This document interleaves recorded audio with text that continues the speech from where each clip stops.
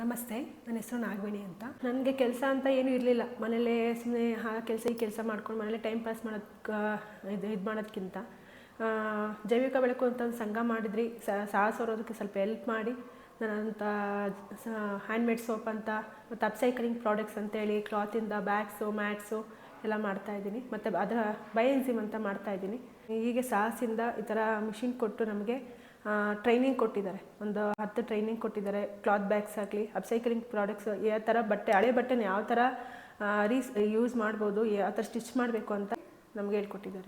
ಸೋಪ್ದು ಕೂಡ ಟ್ರೈನಿಂಗ್ ತೊಗೊಂಡಿದ್ದೀವಿ ಮತ್ತು ಬಯೋಎನ್ಜಿಮ್ದು ಟ್ರೈನಿಂಗ್ ತೊಗೊಂಡಿದ್ದೀವಿ. ಟ್ರೈನಿಂಗ್ ತೊಗೊಂಡು ಈಗ ಇನ್ನೊಬ್ಬರಿಗೆ ಟ್ರೈನಿಂಗ್ ಕೊಡೋ ಥರ ಬೆಳೆದಿದ್ದೀವಿ. ಸಿಟಿಗಳಲ್ಲಿ ಇದು ಪ್ರಾಡಕ್ಟ್ಸ್ ಎಲ್ಲ ಗೊತ್ತಿದೆ. ಹ್ಯಾಂಡ್ಮೇಡ್ ಸೋಪ್ ಅಂದರೆ ಏನು, ಅದ್ರ ಬಗ್ಗೆ ಅದು ಕ್ವಾಲಿಟಿ ಏನು ಅದ್ರ ಬಗ್ಗೆ ಎಲ್ಲ ಗೊತ್ತಿದೆ. ನಮ್ಮ ಹಳ್ಳಿಗಳಲ್ಲಿ ಅದು ಗೊತ್ತಿಲ್ಲ.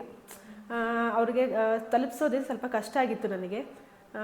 ಆಮೇಲೆ ಅವ್ರಿಗೆ ಇದನ್ನು ಸ್ವಲ್ಪ ಫ್ರೀಯಾಗಿ ಕೊಟ್ಟು ಇದು ನೋಡಿ ಇದು ಹೆಂಗಿದೆ ಅಂತ ಇದು ಸ್ವಲ್ಪ ಇದು ನೋಡಿ, ಮತ್ತು ಇದು ಕೆಮಿಕಲ್ ಅಲ್ಲ, ನೀವು ಬಳಸೋ ಸೋಪೆಲ್ಲ ಕೆಮಿಕಲ್ಲು, ಇದೆಲ್ಲ ನ್ಯಾಚುರಲ್ ಸೋಪ್ ಅಂತೇಳಿ ಅವ್ರಿಗೆ ಅರ್ಥ ಮಾಡಿಸಿ ಇದು ಮಾಡಿದ್ದೀನಿ. ಮಾರ್ಕೆಟಿಂಗು ನಾವು ಸ್ಟಾರ್ಟ್ ಮಾಡಿದ್ದು ಫಸ್ಟು ಅಂಗಡಿಗಳಲ್ಲಿ ಕೊಟ್ವಿ, ಸ್ಯಾಂಪಲ್ಸ್ ಅಂಗಡಿಗಳಲ್ಲಿ ಕೊಟ್ವಿ.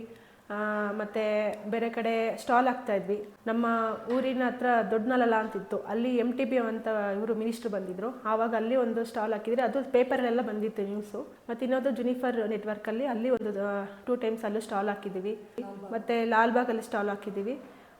ತುಂಬ ಹಳ್ಳಿಗಳಿರೋದ್ರಿಂದ ಅನೌನ್ಸ್ಮೆಂಟ್ ಮಾಡಿಕೊಂಡು ಆಟೋದಲ್ಲಿ ಈ ಥರ ಅಂತ ಎಲ್ಲ ಅನೌನ್ಸ್ಮೆಂಟ್ ಮಾಡಿಕೊಂಡು ಅವಾಗ ಜನಗಳೆಲ್ಲ ಬಂದು ಏನು ಎತ್ತ ಅಂತ ಅದನ್ನ ಬಗ್ಗೆ ತಿಳುವಳಿಕೆ ಕೊಟ್ಟಿದ್ದೀವಿ.